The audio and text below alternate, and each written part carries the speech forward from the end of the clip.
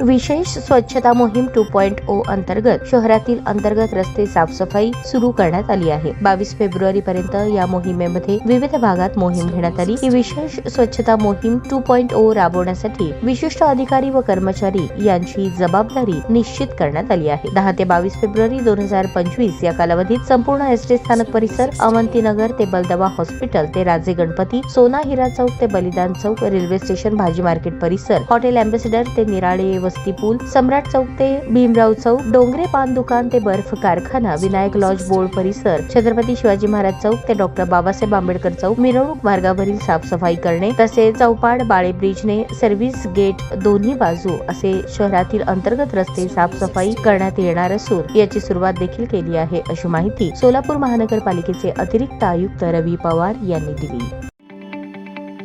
ताज्या बातम्या पाहण्यासाठी प्राईम महाराष्ट्र न्यूज चॅनलला सबस्क्राईब करा।